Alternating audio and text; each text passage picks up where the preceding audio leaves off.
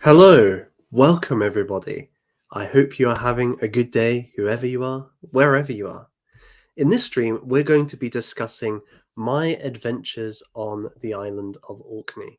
This took place in July 2023, so a few months back.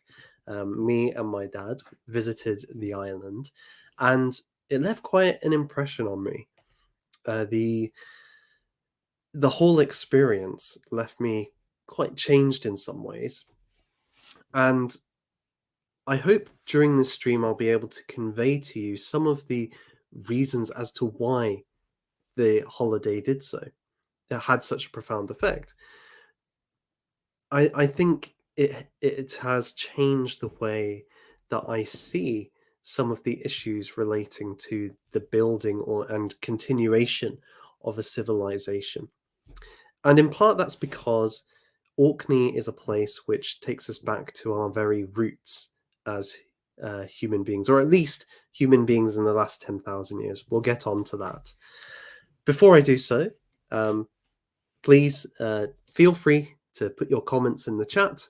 And as the stream goes, perhaps towards the end, I may have some time to engage with any comments or questions you put in there. I will be keeping an eye on it too. So please put them in there. I always love to see what you think about the topics I'm discussing. While people are filing in, I'll also just say this tie. This is the first time I've been wearing it for ever, really, and it's quite a special tie because where I studied for 10 years or so doing theology, this was the department's tie, but they stopped producing it.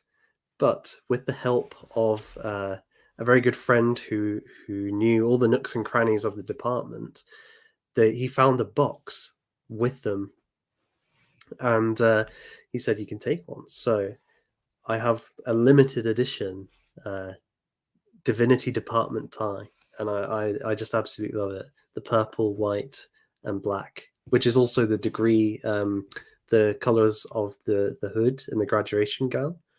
So it's just perfect. Anyway, so let us begin with Orkney. And I think it would be helpful to begin by showing you the island itself and where it lies. So in this picture here, hopefully you'll be able to see that. Is that any better? This Orkney is not just one island, it's actually a collection of islands, as you can see here. And in this picture, you can see that it's off the north coast of Scotland. It takes about an hour or so by ferry. And, it's one of these big ferries that you can drive your car onto. But it takes about an hour to get there. And that comes in around here or to here. The islands themselves have a lot of character, distinctive aspects to them, depending on which one you're on. The one that I'm going to be talking about the most is the mainland, which is this kind of big one here. This side is East Mainland. Here we've got the West Mainland. And the West Mainland is where most of the Neolithic archaeological stuff is found. The most important stuff is often found or drawn together around this area. Particularly, you'll see that there's these two lochs here, and this stretch here and up to this coastline is where there are some very significant Neolithic sites.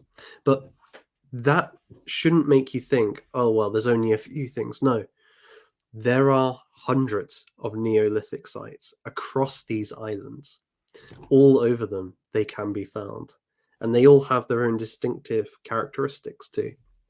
So you could really just go on a holiday visiting all of these tombs and stone circles and so on, and see all of the islands that way. Should also be said as well that because of its location, Orkney has something of a distinctive culture and identity. It is north of Scotland, but it was also a Viking kingdom for a long time. And so what's happened is there's this interesting mix of Scottish and Norwegian heritage, which has produced a distinctive Orkney culture and character. Uh, they I wouldn't say that they're one or the other, and you can see this reflected in the Orkney flag. It's quite similar to the Norwegian one, but it is distinctive. It's their own identity, and you'll often find Scandinavian names on the island, and a lot of Scandinavian language still having seeped into the um, the local lingo and so on. So it is this interesting mix, and you can see the presence of the Vikings on the island as well. In fact, in some of these Neolithic sites that I'll be talking about, the Vikings left their mark. They let's just say they vandalized a number of these and wrote not very illuminating things on them. Things like Thorfinn was here, or uh, Snorri was falling asleep in this tomb while it was stormy outside. I think one of them talked about how it was like Bjorn got with a certain woman was scribbled onto one of these tombs. But in general, their presence is there. There is also a Pictish heritage that comes from there too, and you can see this in the Brochs, which are these massive towers that they used to live in, stone towers, which would have been status symbols, really. And there's a whole stretch of coastline where there's 5 or 6, and they're all a mile or so apart. It's very much like each chieftain making his point that I own this bit of land and so on. So beyond the Neolithic, there's quite a lot there. But what we're going to be talking about is the Neolithic. And it'd be worth saying, what is the Neolithic? I keep bandying this word around. Well, it is the latter part of the Stone Age. The Stone Age is a very long period, but for our purposes, the Neolithic starts maybe around 10,000 BC and goes up to the Bronze Age. And, there's some debates about it, but 4,000 BC, 3,000 BC, we're still in the Neolithic, at least in Orkney. Other places in the world may have shifted into the Bronze Age by this point, but the British Isles tend to be a little bit later in some regards, or in certain parts anyway. And the key shift, and we'll talk more about this in the stream, is the agricultural revolution. With agriculture comes the Neolithic revolution. The two seem to be bound together as part of the Neolithic package. There are other things as well we'll mention, but that seems to be the key tie. So when a society moves into agriculture, that's when we tend to think of them being in the Neolithic, broadly speaking. So that's what I'm talking about. So it's very ancient history that we're dealing with tonight. And that, I think, is part of what really captivated me about this place, because as many of you who have tuned into this channel will have come across in your viewing, I like to talk about mythology and history. I've done this whole series about restoring a sense of Englishness through engaging with characters like Robin Hood and King Arthur. That I have a conviction that there's something in these stories which speaks to our primordial roots about who we are, and thus if we can recapture that or tap into that vital essence, that spark which gave birth to our culture and our people, we can once more thrive and flourish.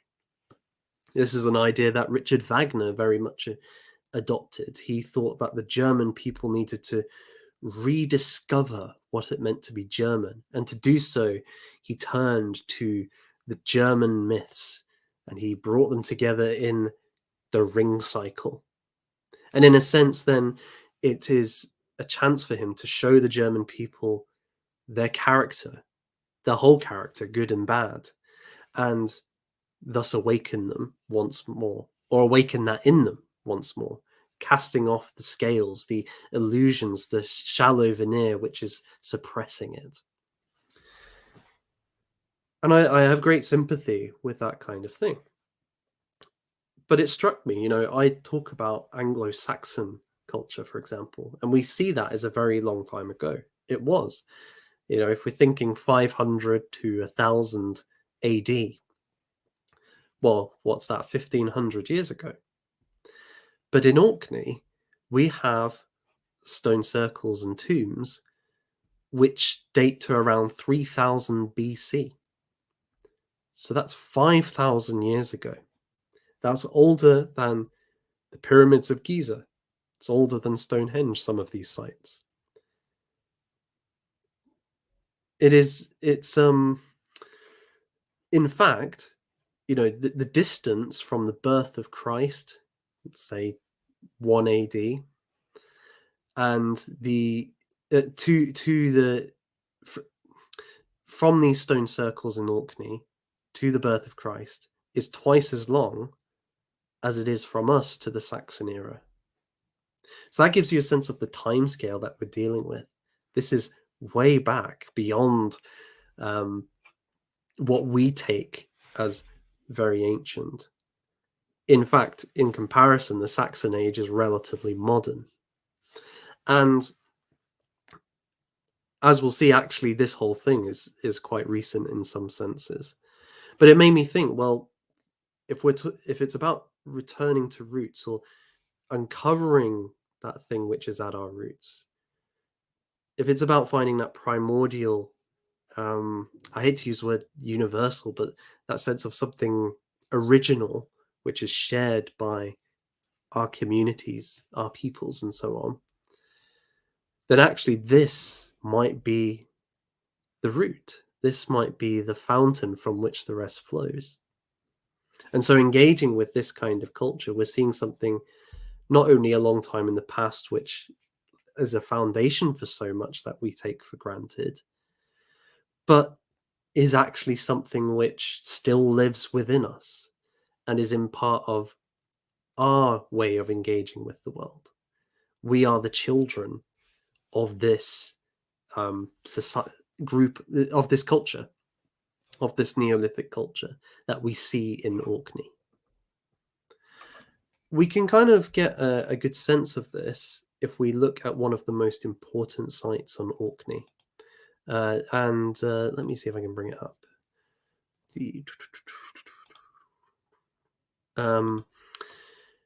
This is probably the most famous place on Orkney. It's called Skara Brae, and it is right on the west of the mainland. And it's one of the areas I was kind of pointing to with the cursor. Skara Brae is a collection of Neolithic houses. It is extremely well preserved, and this is because it was built in stone. Most Neolithic buildings were typically built in wood.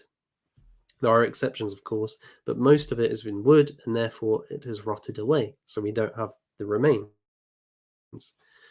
But Orkney had most of all the things that have survived have been built out of stone. And in particular, these were covered over by sand. Sand dunes had covered them over, thus preserving them relatively intact. And it was only with a great storm that the sands were blown away and the village was discovered. Today, you can see about 7 houses. This is probably the best one that you can see. There are others probably under the ground in various states close by, and some have been lost to the sea as well, because you can see the coast is right next to you there. Now, this is a great example of what I'm talking about here, because when you look at this house, it's one room. Of course, it would have had a ceiling.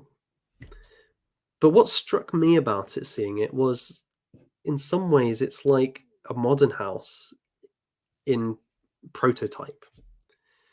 In the middle, you have the hearth, the fire, which is essentially the central heating and the cooking that takes place there. You have at the very back what some people call a dresser, might be a storage unit or a mantelpiece to place objects upon. You have at the sides these compartments. They may have been for, uh, as a bedroom of some kind or another kind of private space. You can see here that there's a little kind of box on the floor. This would be water storage. You've got another bit of storage up in this shelf here. Behind here, in some of the other ones, there are. Oh, this might be a better image actually for it.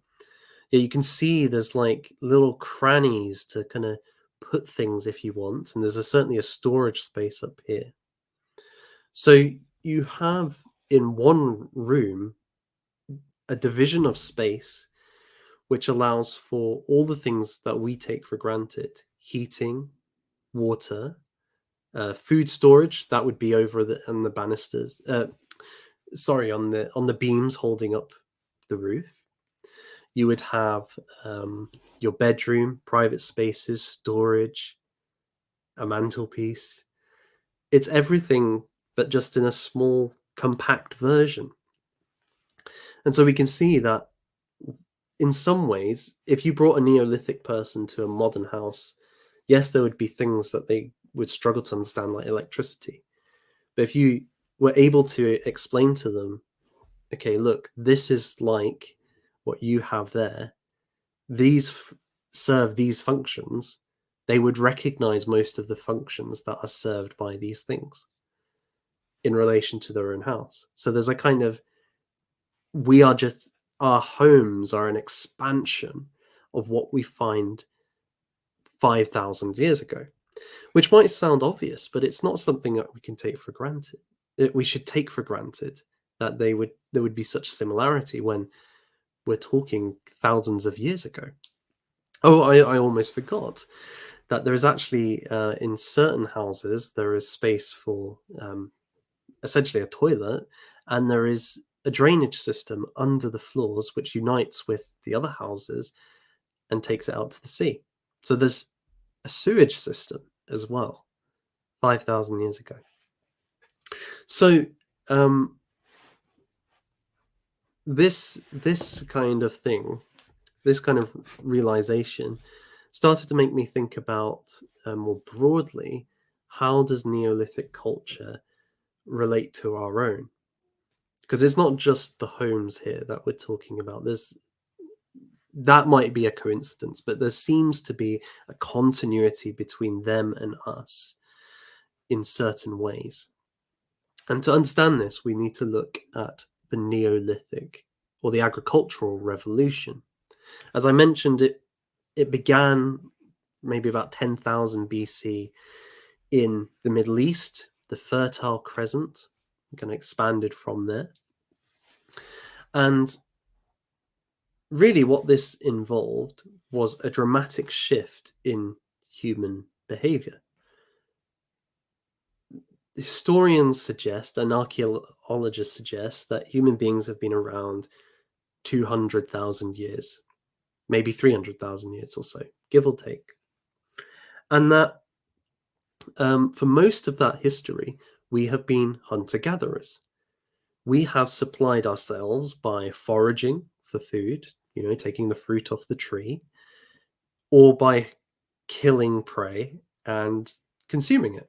Also using it, its skin, its horns, etc., for different objects. And we see that in these houses. So that is most of human history, a society like that. That's quite labor intensive. It requires everybody to be contributing. And it involves, essentially you're hunting and gathering to eat for the day. So what you kill today, you're probably going to eat over the next few days. It's very high time preference. It's short term. It's very present.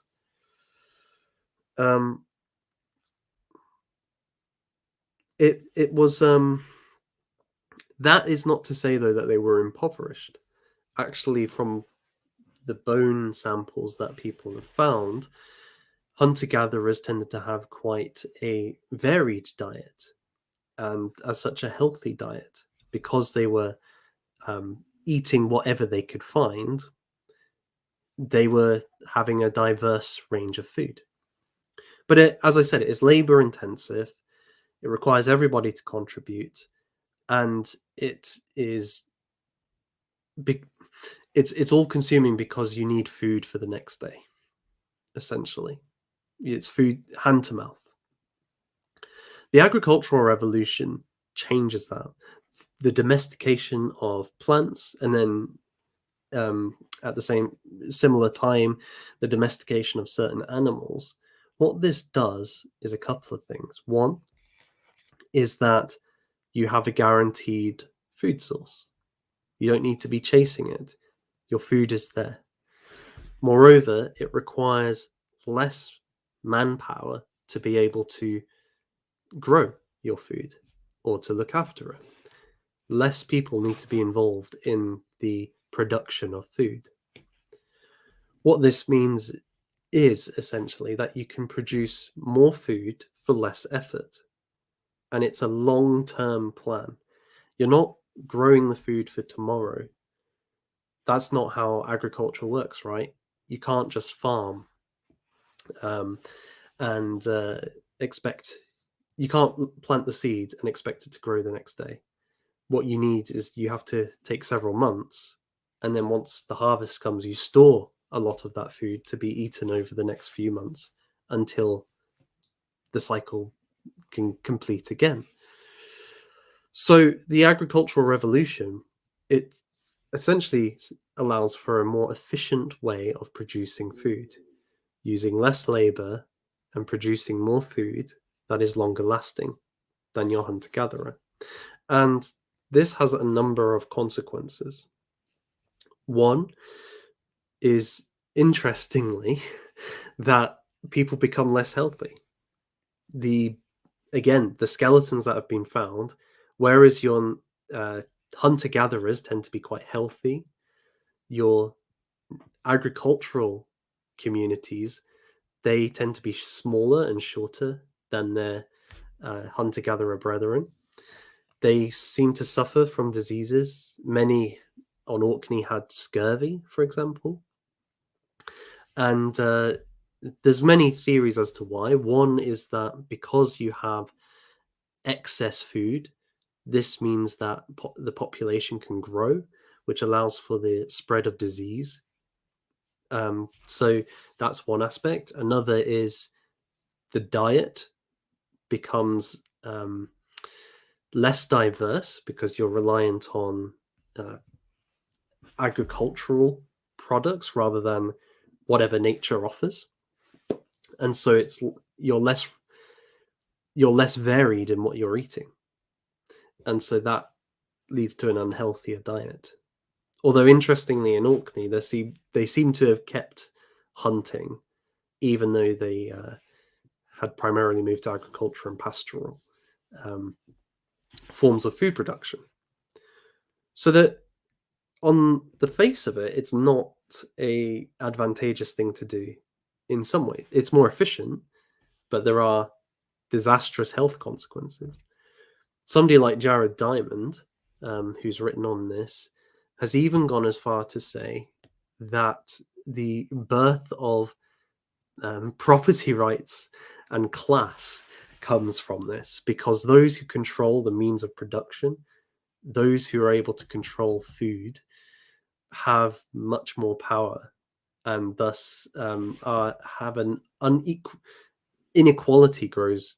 Whereas the hunter-gatherer, according to somebody like Diamond, everybody shares what they catch within the tribe, and so it's a much more equal society for somebody like him. And so he would see the agricultural revolution as a complete disaster for humanity. Remember, for 200,000 years, we've been hunter-gatherers, and then for the last 10,000, so a very short time, we have been agricultural. And because of its health because of the effects it has on health, because of the inequality it causes. He thinks it's an evil thing, and perhaps there is something to that there's a sense of fall with it. We can see this in classical mythology. So with the story of Prometheus and the fire, well, in the time of Kronos, the golden age of time, Herodotus tells us that, was it? No, it's Hesiod, sorry, Hesiod. Getting muddled with my Greek historians. Hesiod, he says that men receive their food directly from the gods. So there is a sense that, well, I'll get to the sense of it in a second. Prometheus steals fire from Olympus, the Mount Olympus, and gives it to humanity, specifically mankind, because there are no women at this point. And this is the very life, the very source of all the great ingenuity, like mathematics, the arts, architecture, and so on. And so it's going to enable men to achieve just as much as the gods can.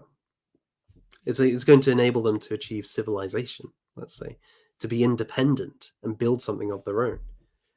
Zeus punishes this act by having first woman Pandora created, and with her giving her a box. And she opens this box, and from it comes all the suffering that enters into the world, and she can't close it quickly enough to stop it from getting out.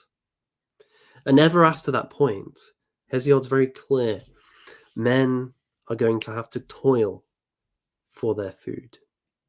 No longer will they receive it from the hands of the gods. They will have to work the ground, they will suffer, and it is a kind of hopeless existence. So there is this contrast between a time where men picked the food, we might say, foraged for it, or gathered it from nature, and then there's a move to kind of toiling the land, which is seen as accompanying an independence from the gods, an ability to build for ourselves, but also the introduction of suffering and toil. The Garden of Eden also offers this kind of suggestion. So in the beginning, God creates Adam and Eve, and they can eat from any tree in the Garden of Eden except from the tree of the knowledge of good and evil. So they can't eat from the tree of life by implication. So they're foraging, right? But they are tempted to eat from that tree. They are cast out, and Adam is told in the curse that God lays upon him that you will have to work the ground to get your food, and it will be backbreaking, and it will be a life of toil and suffering. So there is this kind of shift that takes place with the fall from foraging to agriculture. Now, I'm not trying to reduce these stories to that, but I think it's interesting that we have a major shift in human life with the agricultural revolution. We move from being this very integrated into the systems of nature. We're another predator within it, to manipulating it for our own ends in a way which isn't part of the natural cycle. And it's seen as something which is a fall or a cause of suffering and so on. This is quite an interesting kind of approach to it. And maybe there's a deep cultural kind of resonance with that. It's something to think about. I think as well. The other thing, though, that I kind of want to get to here, which is maybe the kind of key insight I want to draw out more fully as we go on, is one of the things that agriculture allows you to do is this. Remember the hunter-gatherer society, everybody's involved in the production of food. Everybody has to forage or hunt, because without doing so, they're not going to survive. And that's because their food source is not secure, so they have to go and get it. In the agricultural society, fewer people have to be involved in food production. What does that mean? Well, that means that you have room then for other people to do things which are not related to the production of food. This allows for the development of other things beyond serving our basic needs. So you can have a warrior class, for example, who defend the group.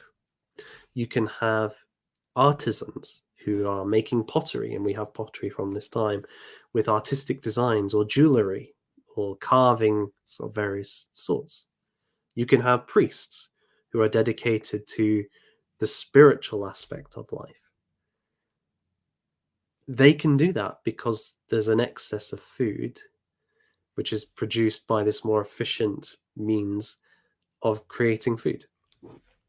So agriculture allows for the development of a more complex society, for a richer cultural life, because people are dedicated to that. In other words, it allows for a deep division of labor, not just within the production of food, but more generally within the society. And that's something interesting about Skara Brae. Its proximity to some of the other sites, which we'll get to shortly, has made some people suggest that this wasn't your typical Neolithic village, that actually it may have been certain specialists living there, particularly priests of various kinds. And this has been suggested because of some of the ornaments that have been found there and high quality craftsmanship in the jewelry and pottery and so on. These were certainly people of status, let's say. And Harsh Marshman makes a very good point here, puts it very succinctly. Food surplus creates specialism. And before we move on with the kind of deepening this idea, I just want us to reflect upon the fact that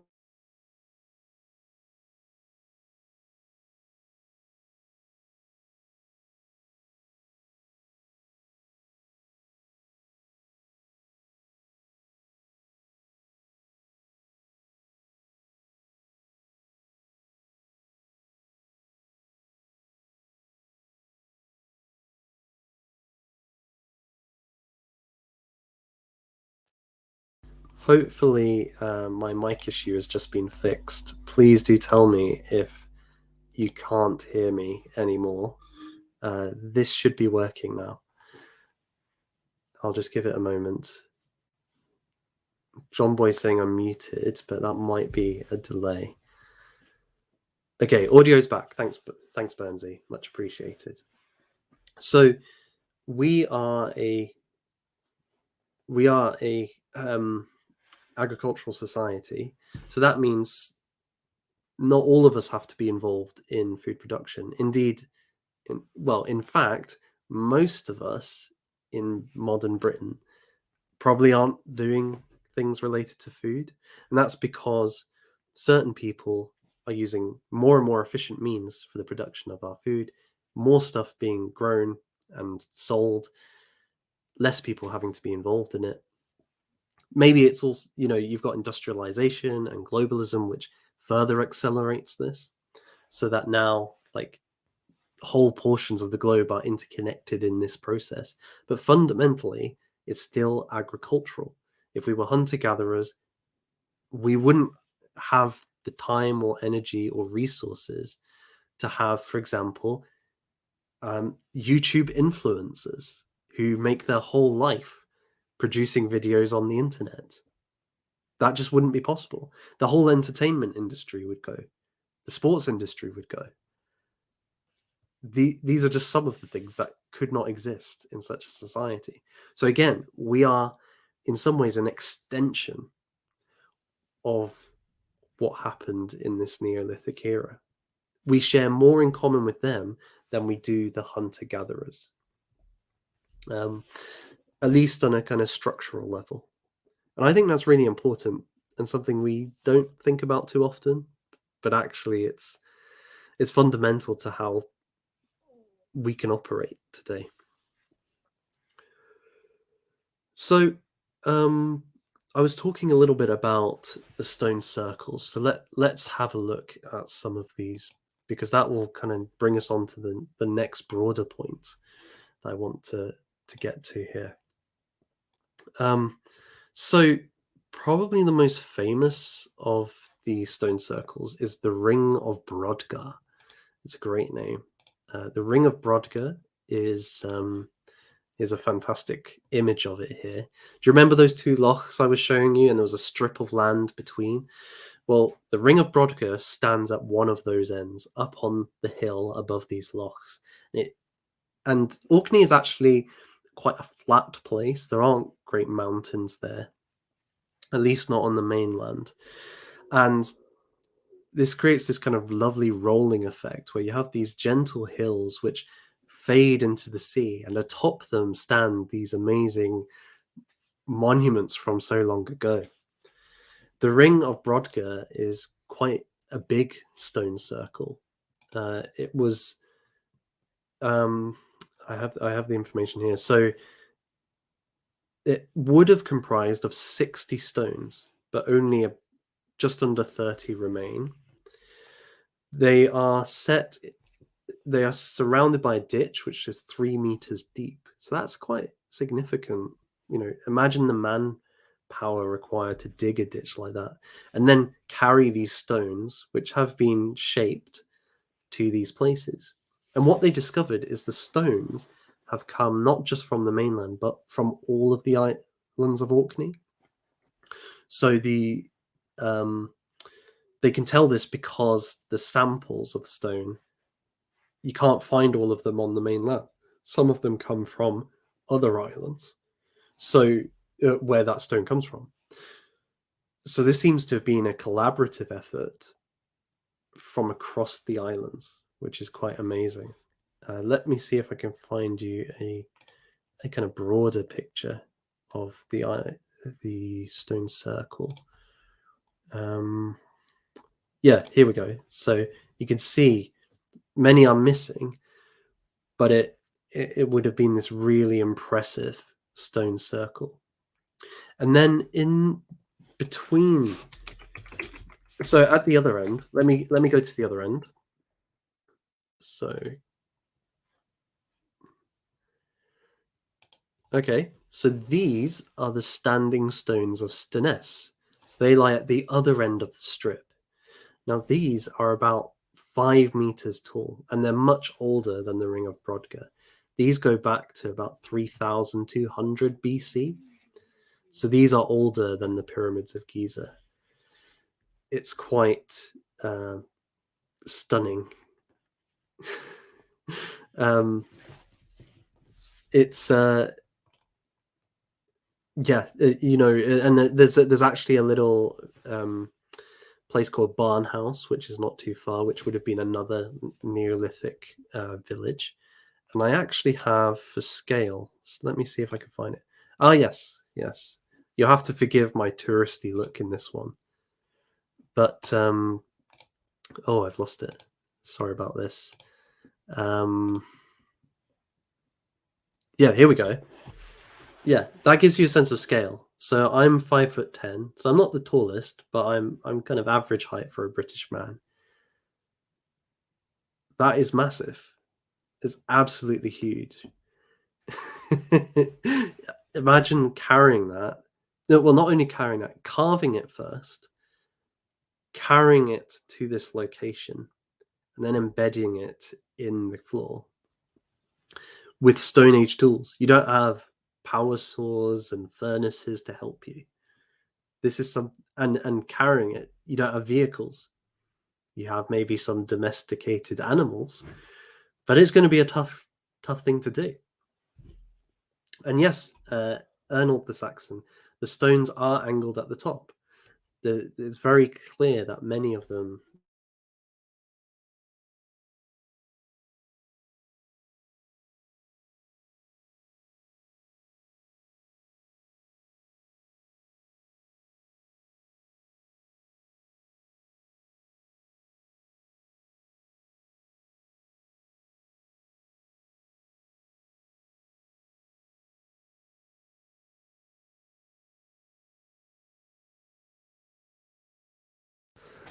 Hopefully, you can hear me again. I, I can only apologize for this situation. I think I'm going to need to get a new microphone soon. It's happened a few times now. But we'll keep going. We'll keep going. The thing I remember about this as well is you can see on the side that it's kind of like lined, like it's layers. So the danger with it is if you drop it or kind of knock it in a certain way, it could fracture. So not only do you have to transport this thing and carve it well and so on, you have to do so without risking it breaking apart. It would have been absolutely awful if one of these had broken apart while you were trying to carry it. Imagine the amount of effort you'd have to put in just to get to that point, and then it breaks. So these are not just crude craftsmen. They really know what they're doing when they build something like this. So then between these two stone circles, which again is very atmospheric, you can see both from each other, you have the Ness of Brodgar. Now, a Ness is just a strip of land between the two lochs. This is what's there is a massive archaeological dig. It's actually about to finish, but we had the privilege of seeing it before it closes next year. So get there before it closes if you get the chance. The Ness of Brodgar is a series of excavations of really what must have been some kind of high value site. The buildings there are like nothing else that have been found on the island. They're not like a village. The buildings are too large. One of them had like a 16-ton roof of stone. There was a wall which was like 3 meters thick or something like that. But it wasn't a guard wall because there was no wall on the other side, on the sides. It was a ceremonial wall. And this complex had all these different large buildings with large hearths in them. And it seems like they are some ritual complex. One of them had several cow skulls lined against the wall, which is perhaps suggestive of what kinds of thing they got up to there. So you have this one stone circle at one end, a ritual complex in the middle, and another stone circle at the other end. And interestingly, many of these buildings were not meant to last. When we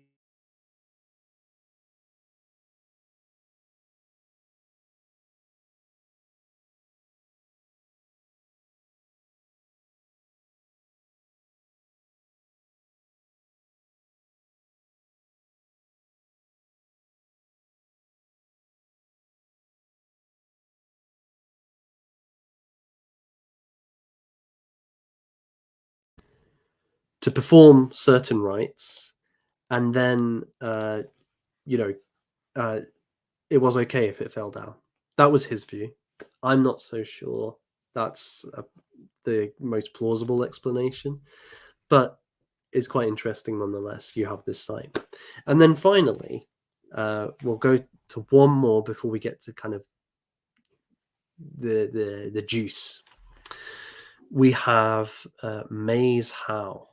Now, Maze How is a massive cairn. There are several cairns on the island, and Maze How is the largest of them. As you can see, you've got a fellow on the top there. That shows you the scale of this cairn. You have to crawl through this tunnel entrance. That's quite common with cairns. The entrances tend to be very low, so you have to be on all fours to get in. But once you get inside Maze Howe, you'll be able to see it's quite big. It's this huge cavernous space, and it stands just a mile or so away from the Stones of Stinnes. So it's in eyesight of that place, of the village nearby. It seems to have been a very special place for taking the dead. In terms of its size and style, it's quite unique. And it was suggested that, you've got these inshots here that you could do a ceremony within this structure. You can leave a dead body there for a while as you do the ritual, and then perhaps they are moved to another cairn or to somewhere else. This seems to have perhaps been a specific, almost like a temple, when you've got all of these smaller cairns elsewhere. The significance of this place will draw out shortly in another connection. So that is the architecture, which remains the very spectacular architecture of the Neolithic communities on Orkney there. What strikes me about it is something that I think is often missed in the literature I've read about the agricultural revolution. And this ties into causes of the agricultural revolution. Of course, it's more efficient, but we might wonder, well, why did people at that time start domesticating plants and not 10,000 years before or 100,000 years before? Why did, in this very late period of human existence, did people move away from being hunter-gatherers and becoming farming folk? Why did they start doing that? It's not obvious why that change took place. Did somebody just have some inspiration on how to do this? Perhaps. Some have suggested that environmental factors led to a reduction in the food source, which then forced people to find new ways of generating food, therefore going into agriculture. Others have said that perhaps, well, if everybody's hunting and gathering, perhaps there was too much exhaustion of the food supply by this. And so again, people were forced to explore other means of generating food. But I think what these sorts of explanations miss out is that certainly in a place like Orkney, the agricultural revolution seems to coincide with the building of these sorts of monuments. So take the Stones of Stinnes, for example. If we go back to them, this was built in around 3200 BC. So this is close to when the agricultural revolution takes place there, or when farming begins in this part of the world. Now, this doesn't seem like something that is inherently tied to that shift. Like, you could engage in agriculture and not build something like this. You could spend your time farming and herding without building stone circles. What is more, this isn't something which is an easy side project. It's not maybe like carving a stick or even carving a wooden pole. As we've mentioned before, this is highly intensive labor. It's going to involve a large part of the community for an extended period of time. It's taking away people from other tasks to do this thing. Okay, you might have the food to do it, but it's still resource and labor intensive. It's not efficient. That's my point. And yet we're told the agricultural revolution, the main draw of it is efficiency. What's going on here? Well, I think there's a clue in one of the things we've been mentioning already. Remember that the hunter-gatherer life, as far as we can see, it's difficult to say with certainty, but in general, it seems like it's a life lived in the present. You hunt and gather so you can eat today. You are aware of your current surroundings. Yes, you sense when you might need to move to one pasture, when you must follow the seasonal cycle to certain places, but your activity is focused on the short term, on getting gains now. Because if you can't store your food so easily. And what is more, if you don't eat now, you're going to die. So it's very much I put in effort now to get a reward now. By contrast, the agricultural approach is low time preference. I put in effort now to have a greater reward in the future. And it's that sort of attitude which is required to be building something like the Stones of Stenness or the Ring of Brodgar or a ritual complex. It's that sort of mindset which doesn't see the present as the only reality, but has a greater sense of time, of planning for the future, which is able to build something more impressive and sophisticated, who is able to develop things which don't have an immediate value, but for the community have an even greater significance. I think that's quite an important factor in this, and it suggests that there's a shift in mindset for these people. Whether that precipitates or follows, it seems that an ability to see the past, present, and future, to have a greater awareness of time than just the current moment or day or two, is a prerequisite for being able to develop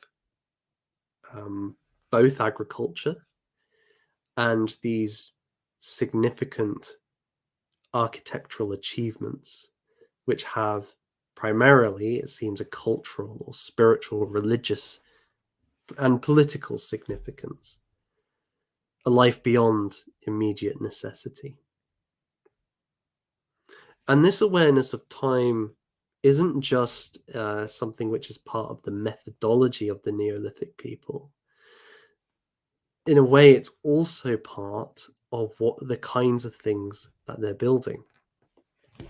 Let's turn again to the stone, some of the cairns. So I'll show you this one. This is from the Unston cairn. As you can see, I'm crawling along the passageway here. It's not too far from the Stones of Stenness once more. It's south, whereas Maze Howe is to the east of it. Sorry, let me just have a quick drink.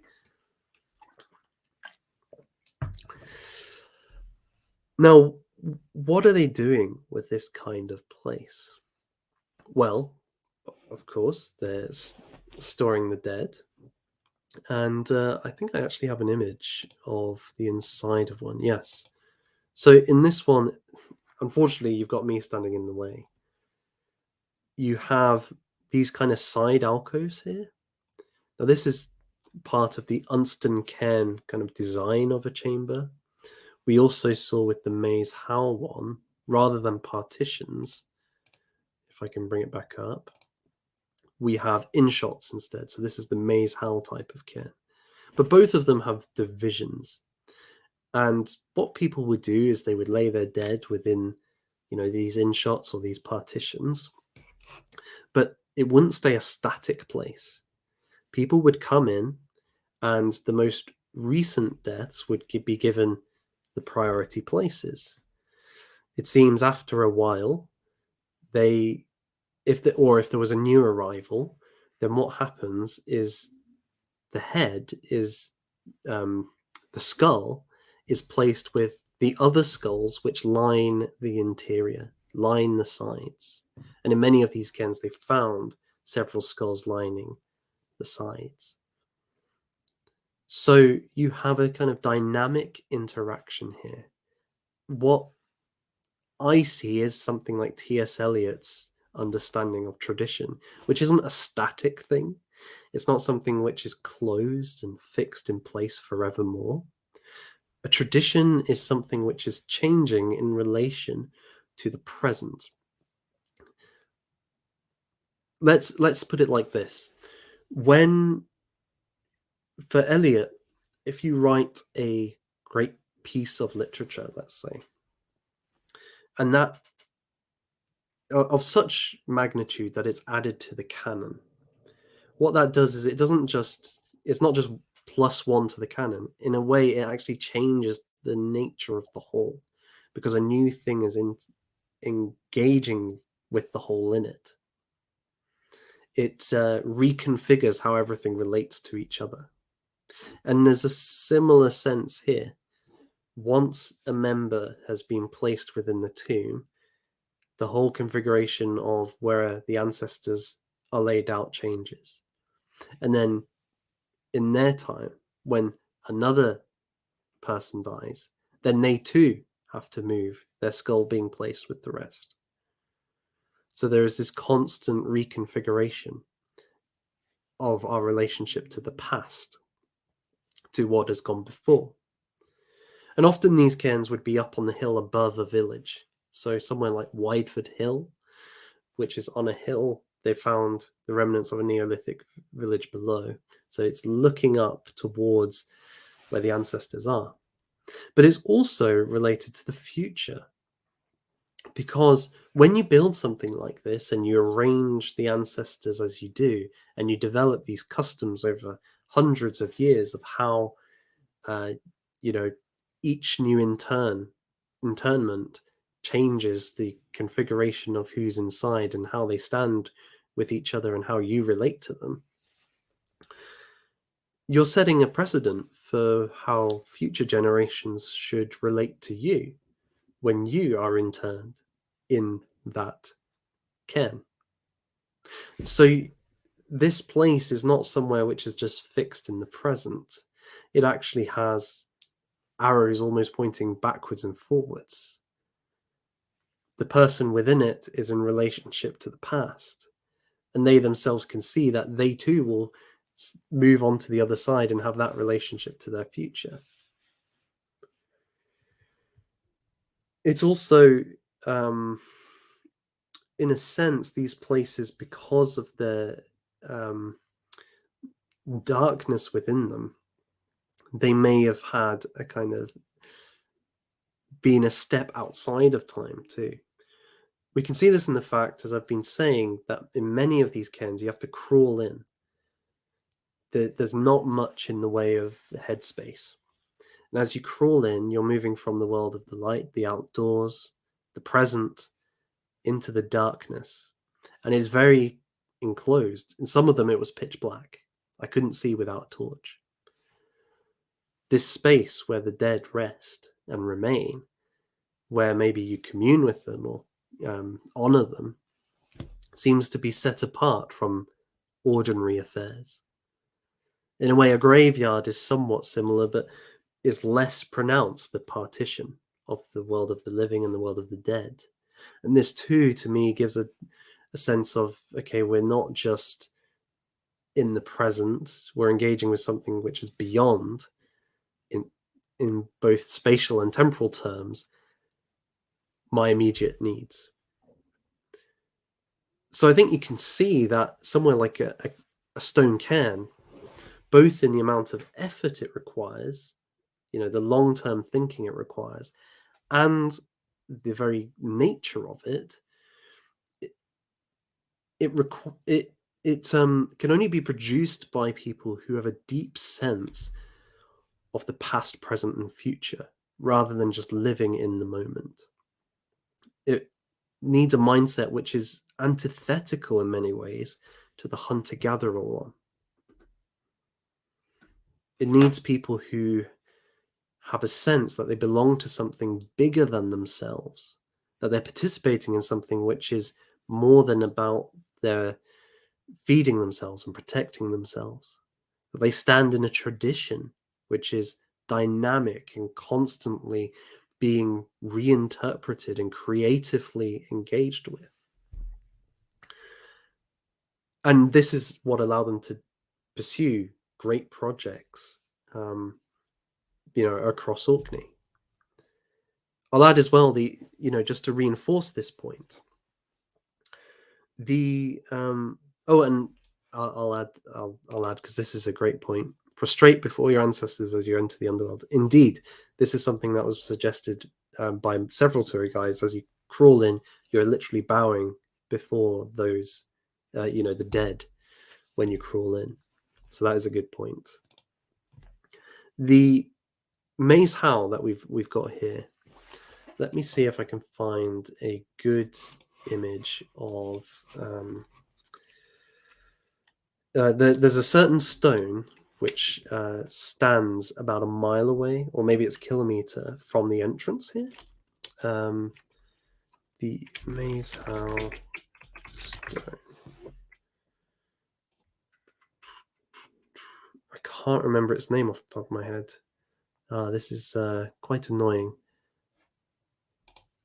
I wrote an article about it, so it could be there. Let's see if I can find it quickly, because it's a really amazing thing to talk about.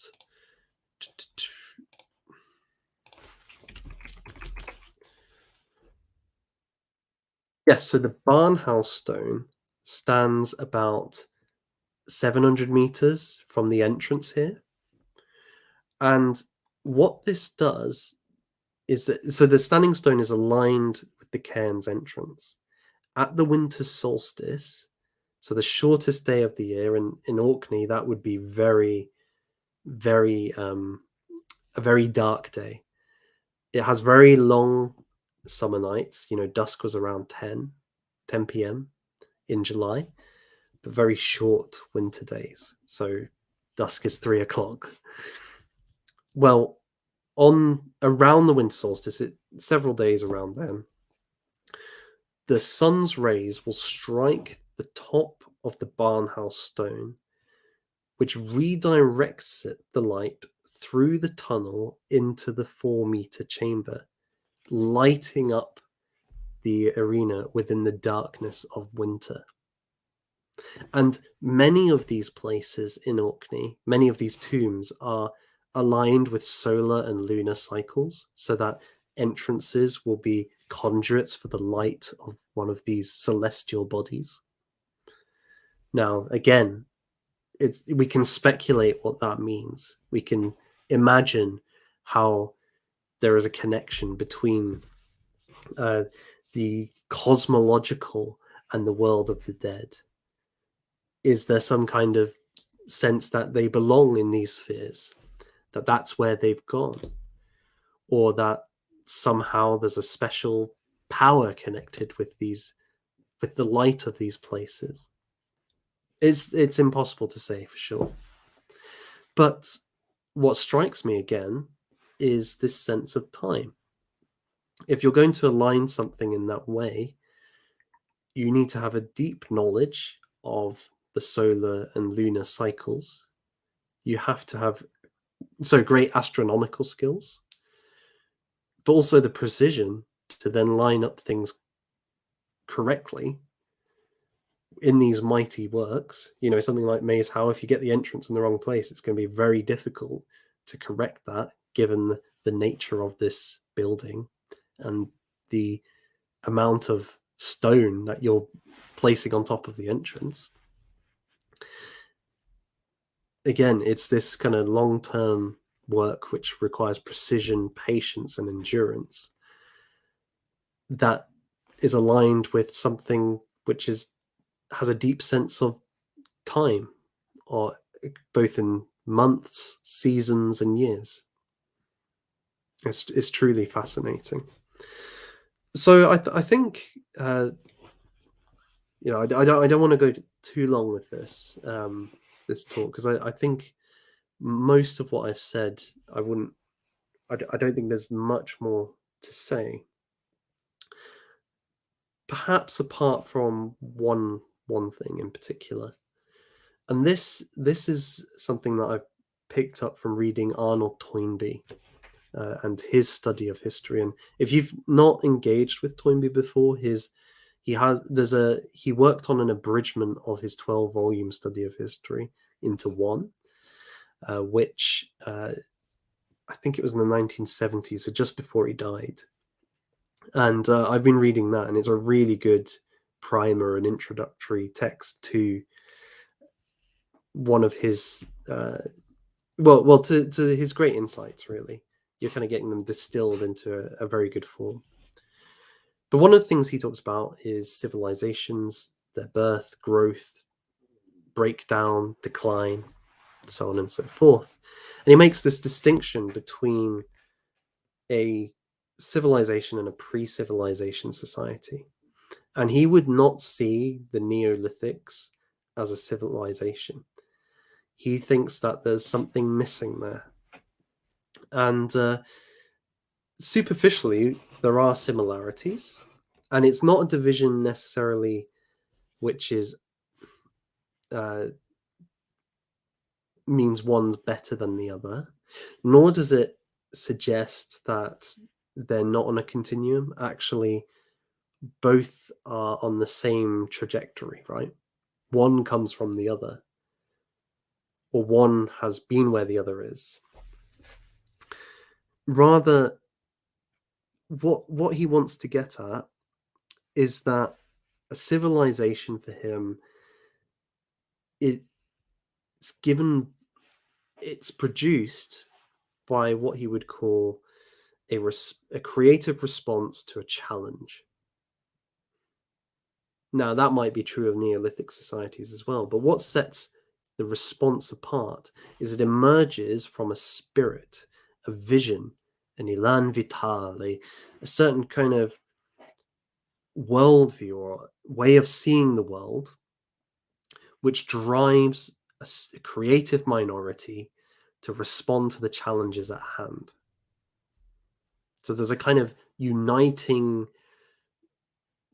I don't want to say ideology because I don't think that's right. It's more a sense of how things should be, perhaps with metaphysical and moral beliefs as part of that, which defines a civilization and is the spark for it to be born and grow.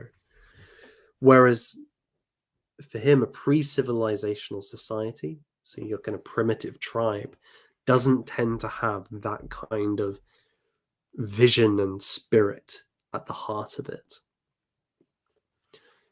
Now, it's impossible to know whether that's true of Neolithic society. We can only go based on those primitive groups that we see in the world today, although they don't tend to build these sorts of things. So it's interesting to think about that kind of question. Did these people have that kind of vision? Did they have that sense of a clear set of ideas or values that motivated them? Or was it this more kind of generic engagement with, well, generic's maybe the wrong word, but less concentrated engagement with reality might be a way to put it. Was it like that? Again, it's all speculation, but without evidence, we can't say that they did. Can't deny it conclusively either, but it is difficult to show.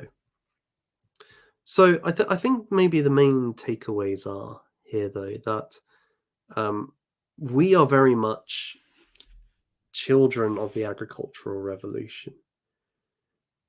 Whilst we're inevitably going to carry over traits from the hunter-gatherer life, 200,000 years people were hunter-gatherers. We're going to have aspects of that. I think something like sport manifests many of those qualities, or perhaps the modern social media ties into our Our minds being captured by novelty and sudden change and so on. In general, our homes and our societies are extensions of those built through the agricultural revolution. I think beyond that we've seen that the Neolithic mindset can be, we can kind of infer what it's like by the nature of what they achieved.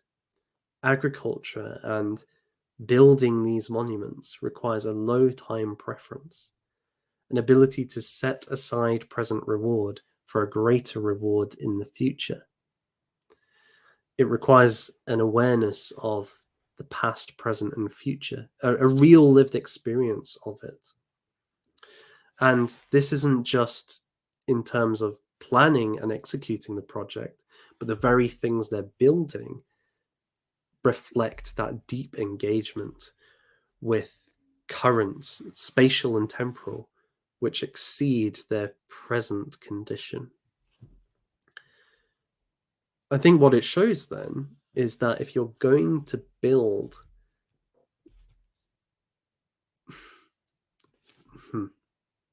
let me put it in let me rephrase what I was going to say. What it shows is that to live in an agricultural society, you need low time preference people. Moreover, if you're going to build stuff within an agricultural society, you're going to build things which last, which have significance beyond mere necessity, have greater value. You are going to have this kind of mindset too. It's the only one that can really do it, because you need to be able to put aside your immediate desires. You need to be willing to put in a lot of resources and labor into something with no immediate reward, and takes away from food production and so on, maybe more necessary activities. And so without that, these preconditions, you're not going to have the people who are able to produce something like this, like Maes Howe, like the Stones of Stinnes. If they were all hunter-gatherers, they just wouldn't have the mindset required, the motivation and the perseverance to do it. Now, this to me speaks of why our society is declining in many ways. There are multiple explanations, but I think a large part of what's been called the competency crisis, which is this decline in services and the execution of jobs and so on, is that we are becoming more high time preference people who live for current reward. This then has multiple effects. One of them is people don't put in the work to develop their skills to the same extent as maybe previous generations. Another factor is when they do the work, they're not looking at, a project that might take 20 years. That might be the sort of length of time the Ring of Brodgar took. It could have been 100 years. It could have been beyond one's own lifetime. No, it's about immediate results, getting things as quickly as possible. And so you can't build something which requires a long-term frame with that attitude. And those things tend to be of, they're harder to build, but they're greater and they're worth it. And they have something which is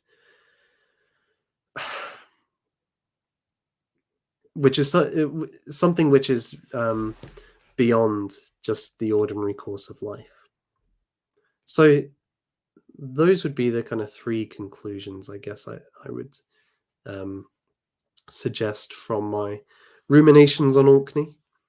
I hope that this has encouraged you to think more broadly or deeply about Orkney, about our origins, our primordial roots, where we come from as a people, as a culture, as a society, how that impacts our life today, and how um, when we see the fragmentation of the services we take for granted, when things seem to be getting worse and worse and worse, what one of the causes of that is, and how we in our own lives and our own communities, when we have the chance to make a decision, what kind of values or mindset are we bringing to it?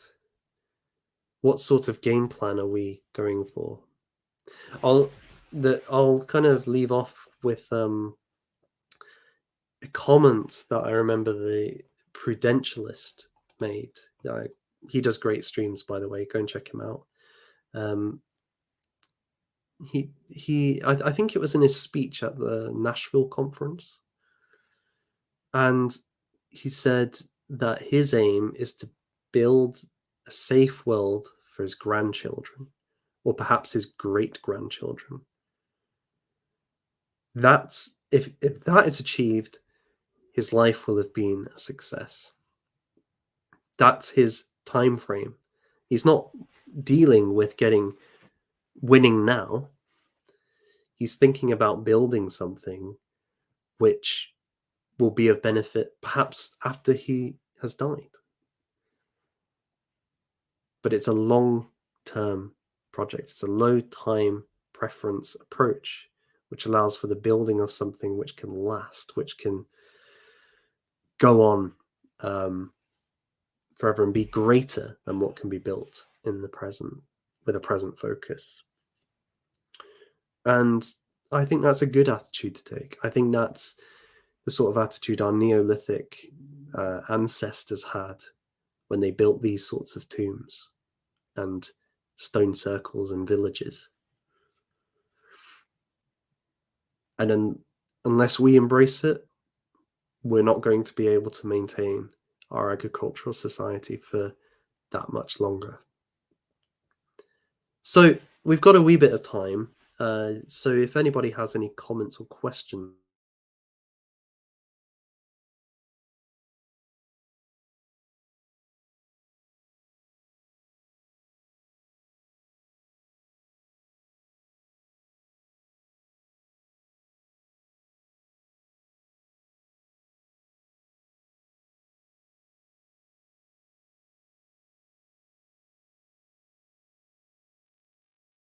Again, not again.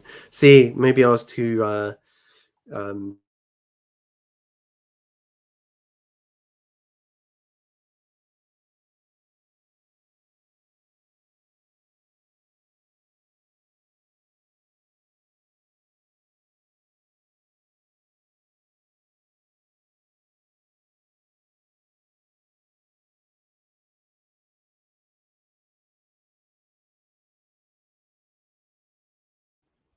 try again. Below them in the social hierarchy, to work on labor-intensive projects to inspire social cohesion and to solidify their place at the top of the hierarchy. It's certainly possible, and it's the sort of thing that once you have a social hierarchy of that nature, where there is somebody at the top or an organized minority overseeing the rest of the group, then it's more possible to do that thing, because all groups are run by minorities of certain kinds, but when you have that kind of authority to organize in that way, it just becomes more possible. And I think you're right, it builds social cohesion when the whole or a large part of the group are engaged in such a project. We see that with like the building of cathedrals, for example. These men who are probably lower status than the priests and bishops and so on have an investment in the development of this beautiful building in praise of God and so on. So they can feel a part of the very project. The very architecture speaks of their involvement in the worship of God. It's reflected in the stone. John Boy, good to see you. The ability to shape your environment rather than passively live in it. I think that is the major shift through to the agricultural revolution. The hunter-gatherer, of course, he acts within his environment, he kills, he forages, but in general, it's existing within the ecosystem. Whereas uh, the agriculturalist shapes the ecosystem or the environment to his own ends. And that is essentially what's happened ever since. We've turned nature into a set of resources which we can use for the production of various kinds of things.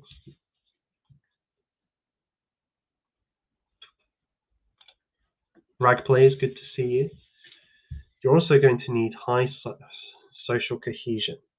These aren't one-man jobs. Indeed, they require a number of people to do.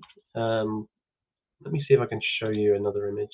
So this one, for example, the Dorothy Stain. Walter Scott visited this.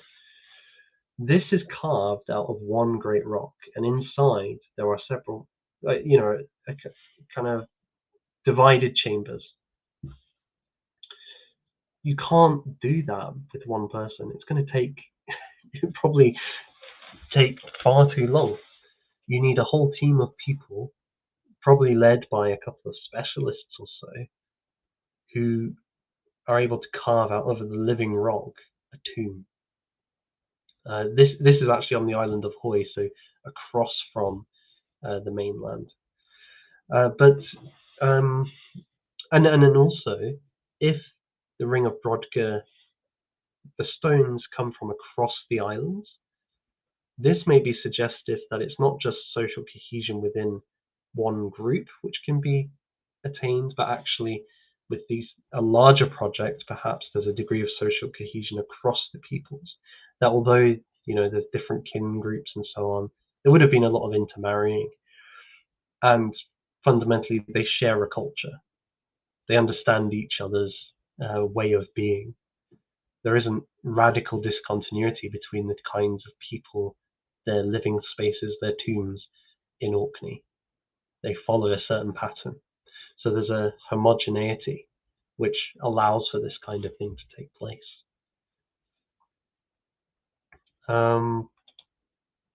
I shall consider reading the Saga of Orkney, my friend, Biaki. Good to see you again.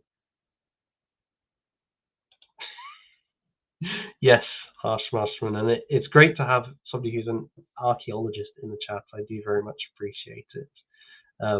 As somebody who's very much a layman in archaeology, I try to do my best to get maybe in some ways trying to go beyond just straight archaeology into what kind of mindset could produce such things.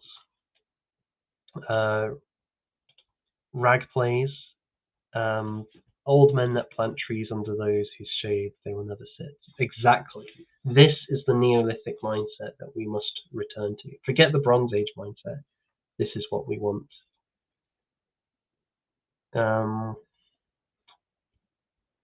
Bernsey. Let's see. Did you feel any divine presence during your visit?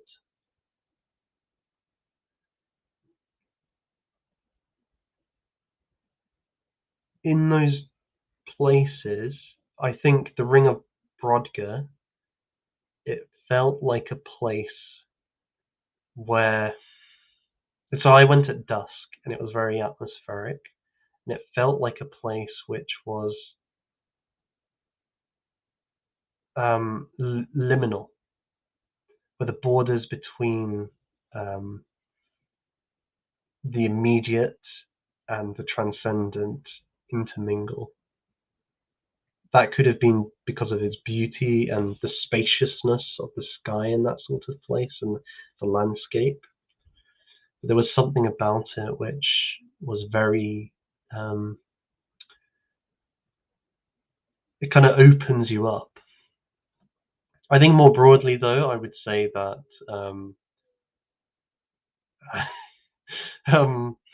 I would say that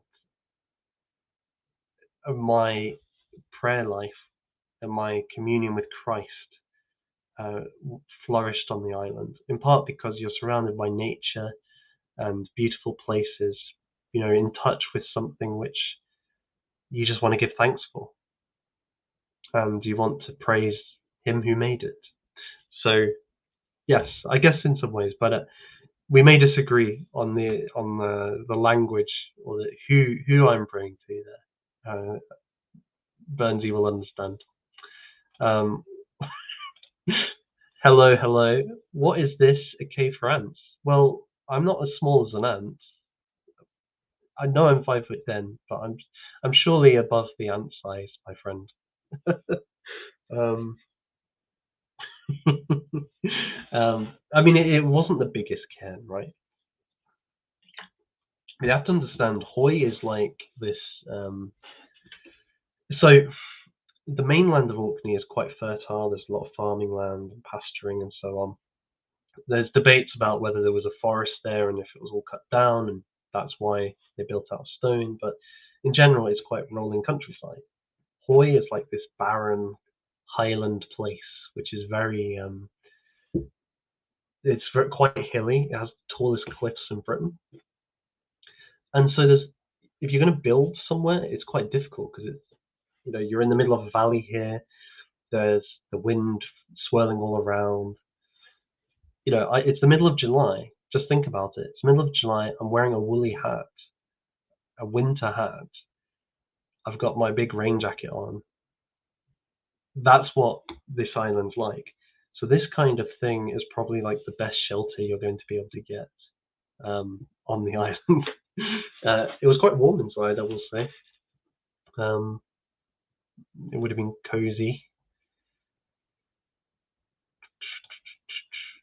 Do you find it interesting that the Vikings seem to reuse and honour many sites in Orkney?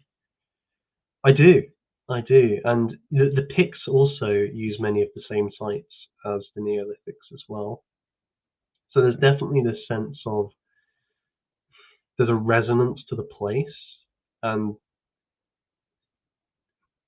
I almost think like there's an awareness of the foundations of their own society coming from this other one, or something similar.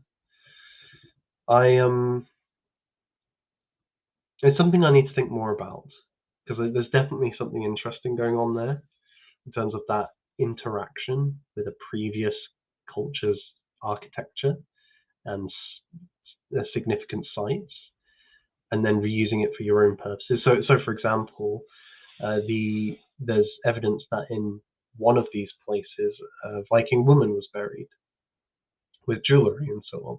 So she was somebody of certain status, of some status, buried in a kind of Neolithic area.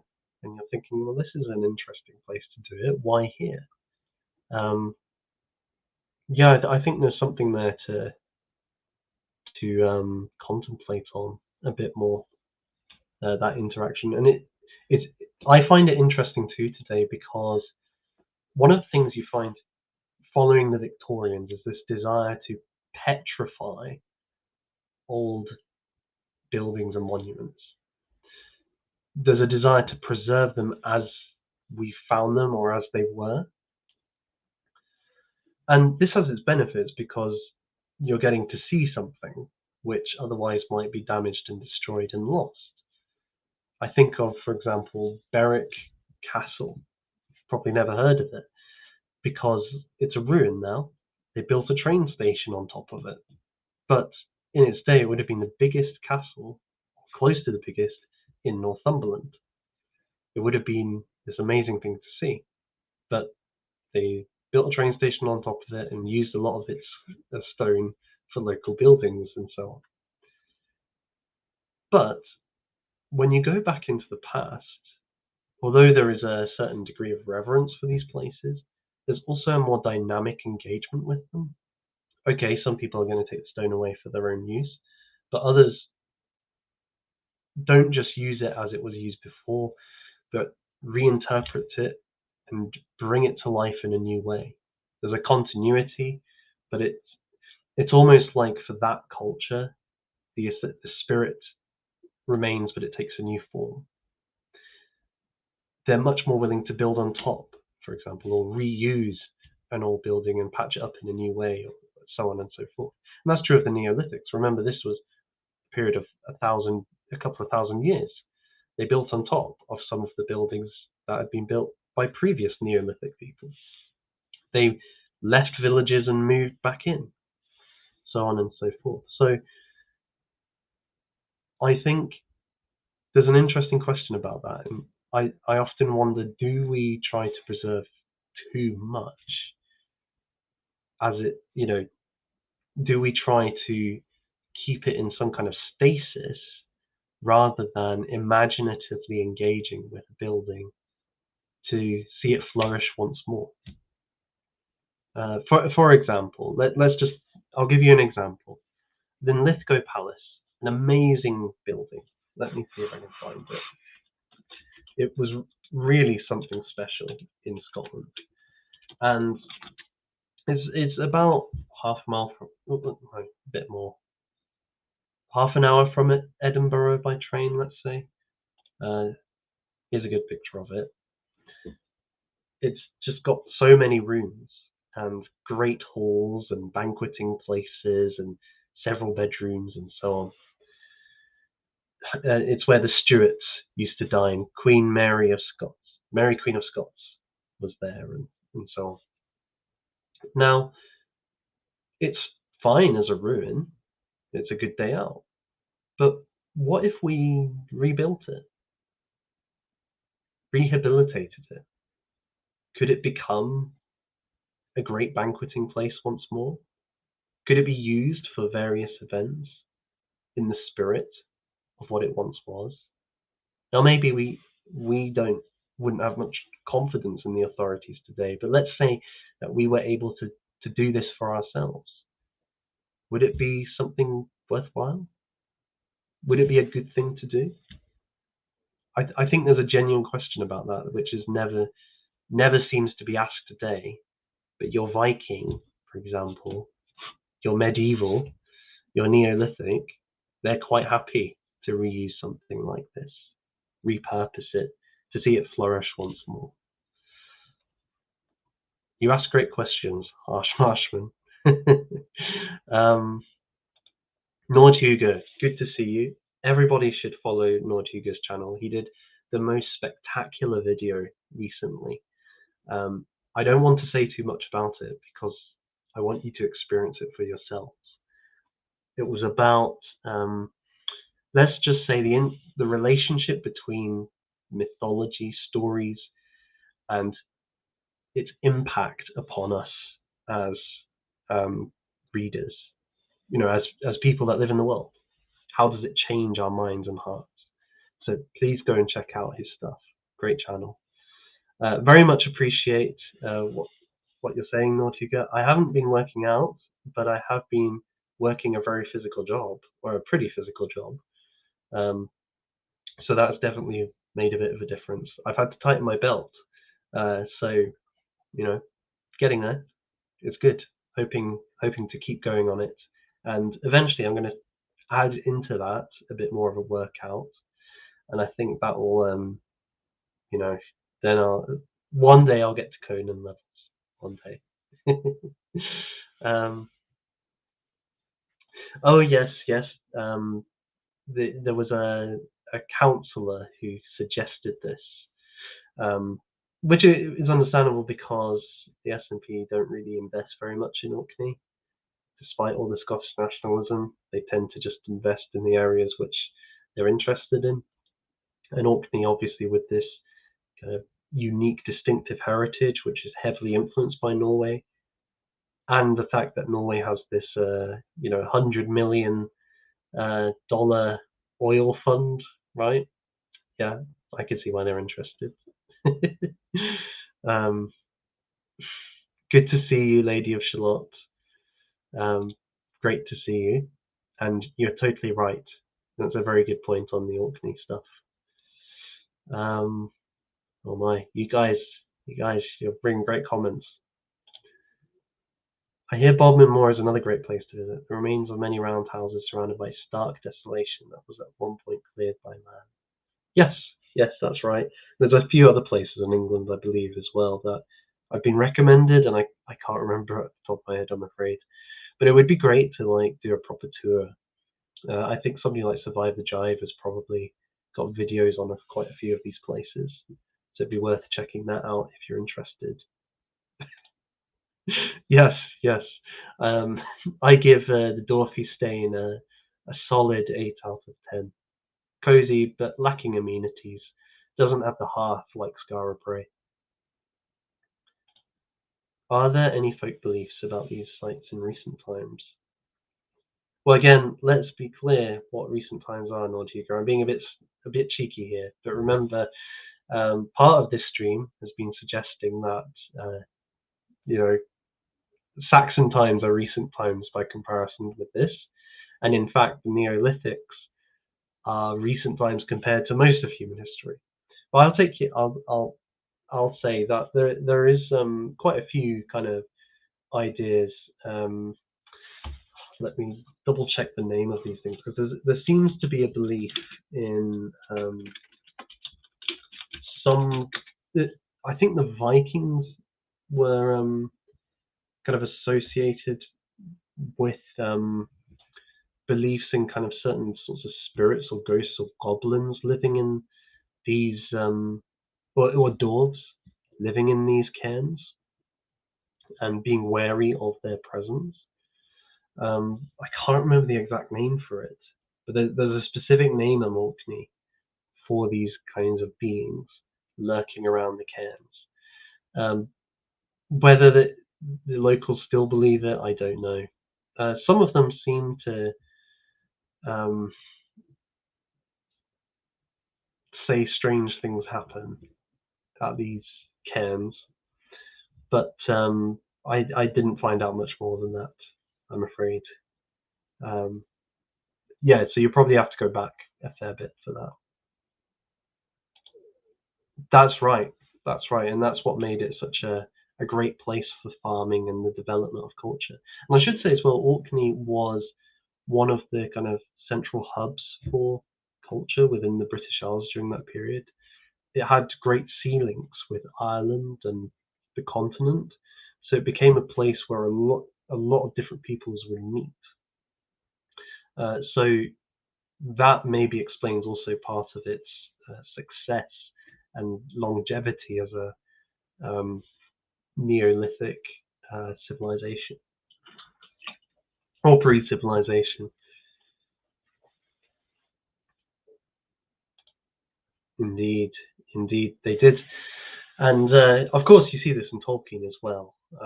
The Barrow Wights that the hobbits are ensnared by, um, and I think he's very much inspired by the cairn in something like Beowulf, for example, the laying of the dead kings in these cairns.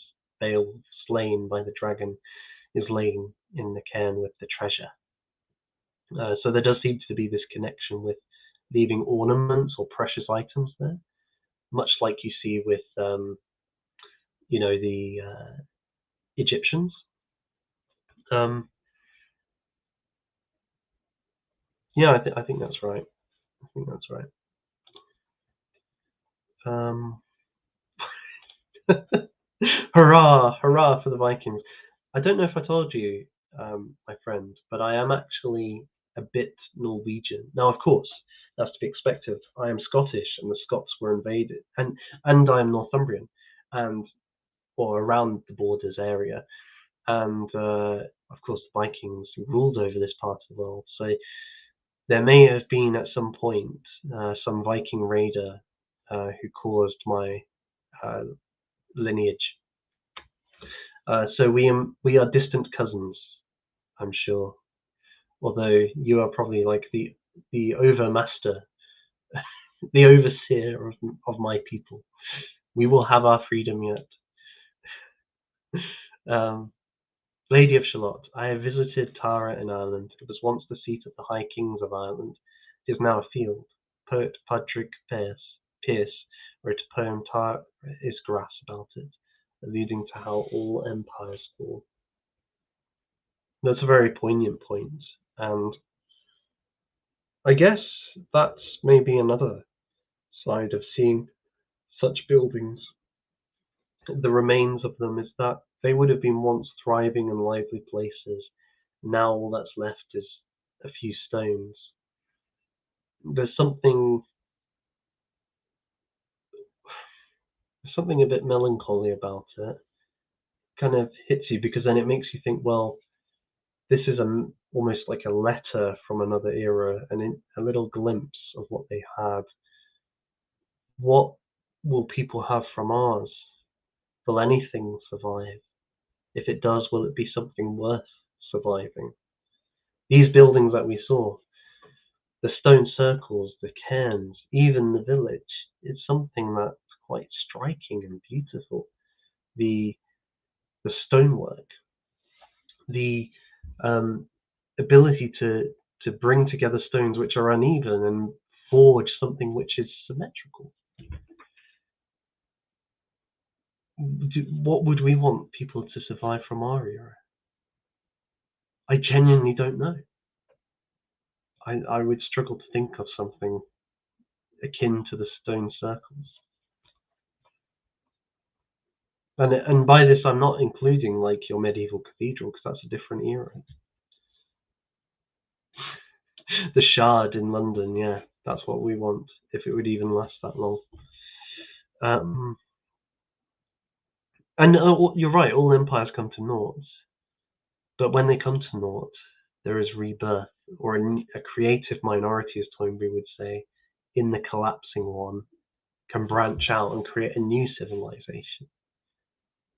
One that moves on from the tired old dominant minority, who are trapped in their old ideas and old methods and status and hierarchy structures, for a new one that is able to respond to the challenges of the time. I think one day I might do a stream or video on Toynbee, because I think there's a lot of good there to get from it. And yeah, I'm just going to put it out there. I think he's maybe not so much a prophet of doom as has been led on by by academic agents. I think he actually stands apart from most of the other figures within that book. But that's a discussion for another day, maybe with him.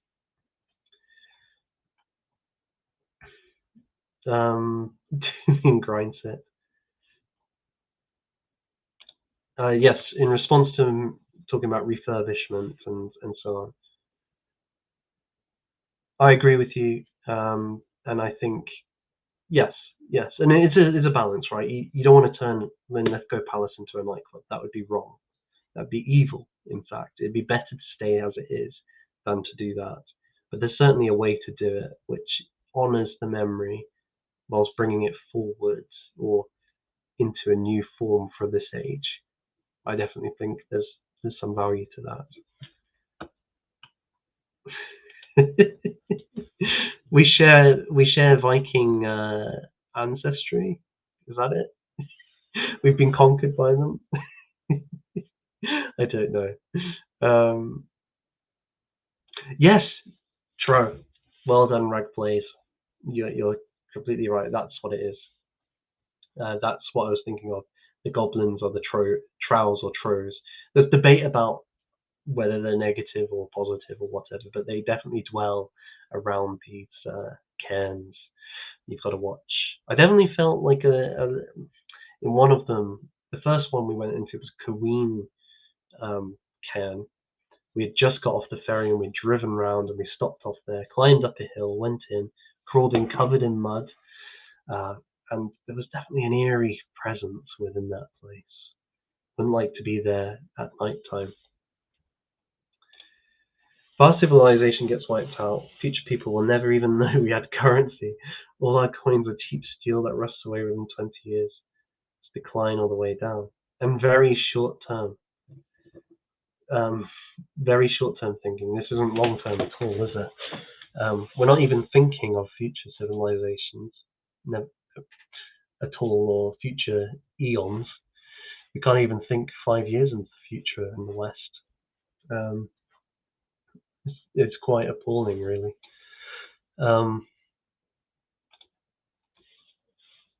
Mm, that's true. Yeah, factories and houses, public buildings are drab. I agree. I agree. And even then, I think a lot of housing today is quite like there's a certain blandness to it, or lack of uh, idiosync idiosyncrasy. There's a kind of formula for a lot of these estates and suburbs where there's very little kind of character and beauty. But this is a problem more generally with the focus on efficiency, which is moving away from um, personalizing and maybe more intensive work to make something beautiful and imaginative. Um, Things that you can kind of see in the writings of Ruskin and Ilung. So it's not something specific to housing. Perhaps it's a broader issue. But I think you're right that these would be more interesting buildings than your average, like the Scottish Parliament, for example. Quite right, quite right. We've been enhanced by them, indeed. Although it's funny, isn't it? Because people talk about um, being Anglo-Saxon. We're descended from the Anglo-Saxons.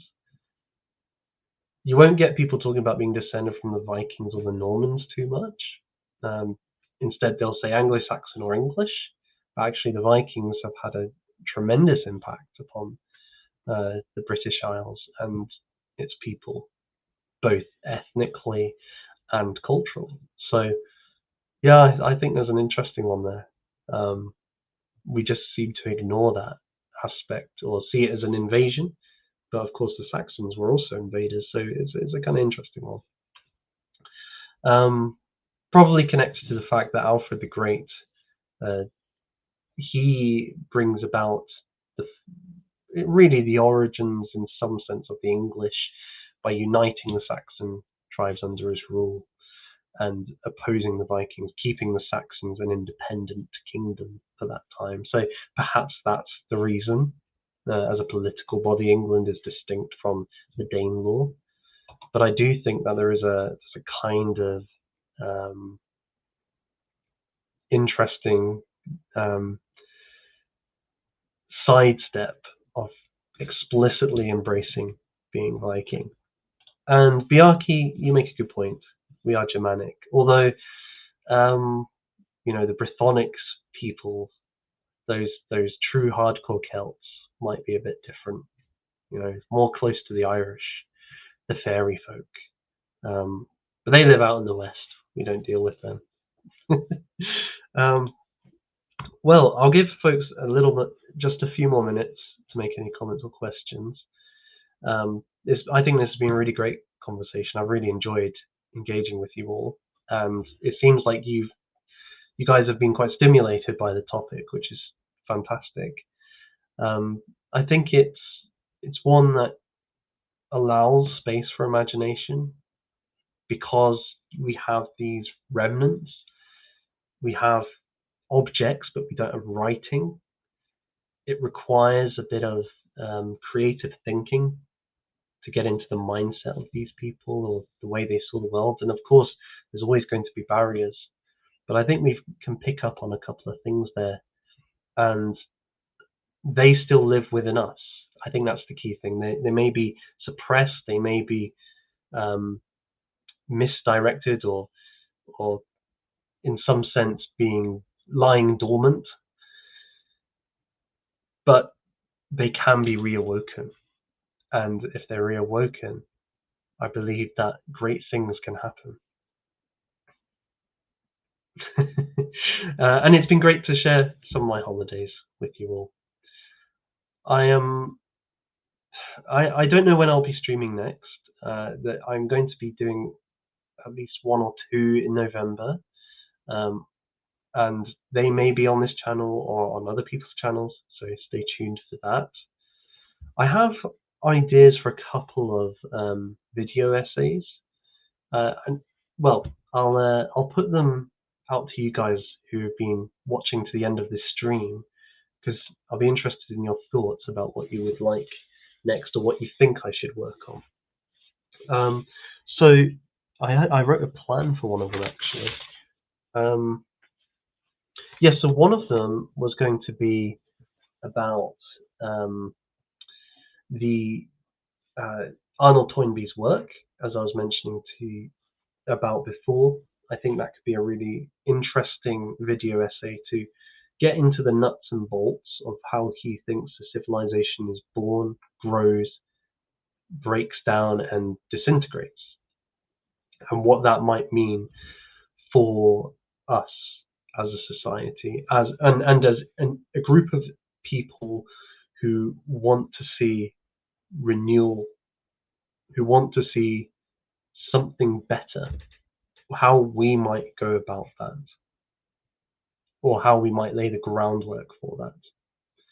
So I think that would be one possible video essay. The other one is I've started playing Dark Souls 3. I bought it a long time ago, got absolutely frustrated, and just didn't play it for about 5-6 years. Decided to play it in part because I was quite influenced by the Distributist, and you might think, how does he draw that connection?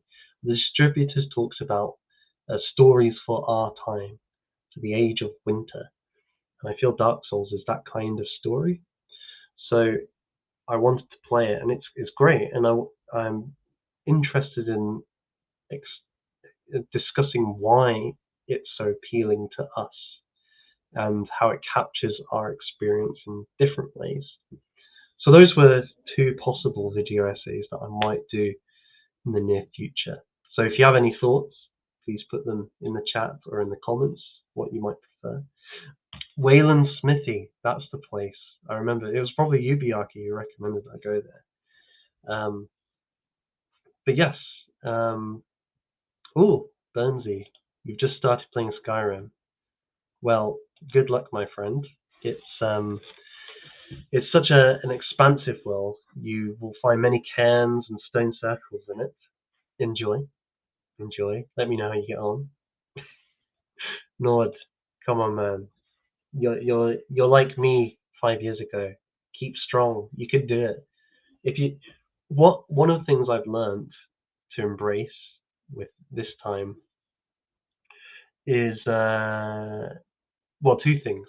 One is that failure is part of the experience, and just to embrace it. Like to fail is to learn how to beat the boss.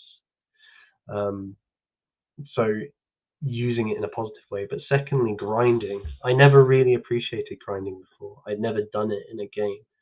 I wasn't used to it.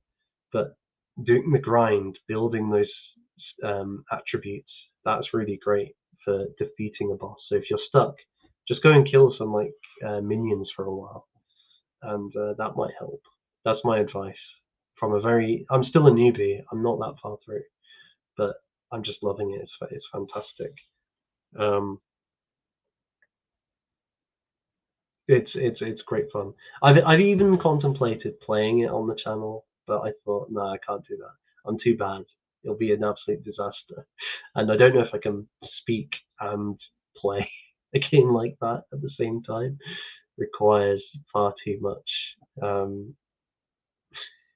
It will require far too much concentration. But yes. Anyway, thank you once again, everybody, for joining. I have thoroughly enjoyed this.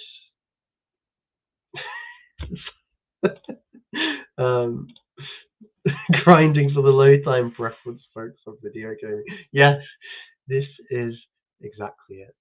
The Neolithic mindset of video gaming. Oh, that's brilliant, Rug Plays. I love it. I absolutely love that. And yes, go and sub to Bjarki as well. Everybody should. And to Lady of Shalott.